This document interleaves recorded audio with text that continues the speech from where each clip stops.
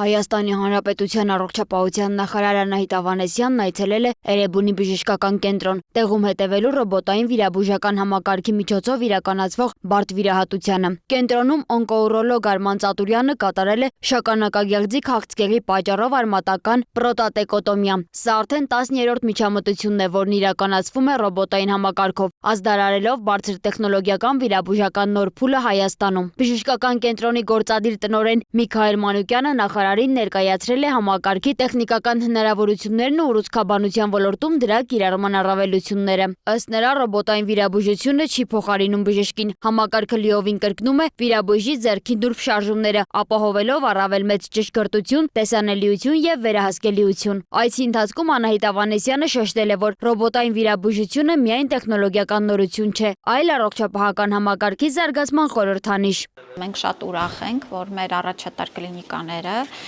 շատ մեծ տեմպով համալրվում են նորագույն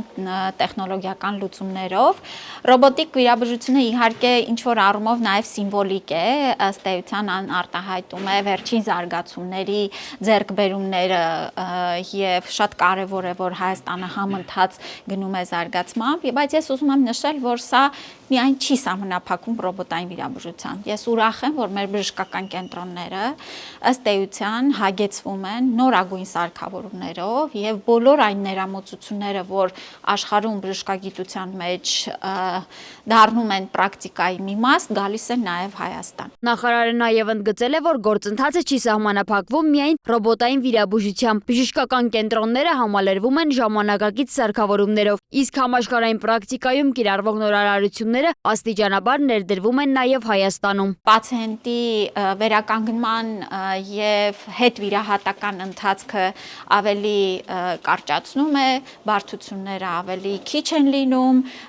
եւ ըստ էության նաեւ որոշակի օրգան համակարգերի ֆունկցիոնալությունը ապահովելու համար շատ ավելի նորագույն լուծումներ են եւ ես ուրախ եմ, որ մեր բժշկական թիմերն էլ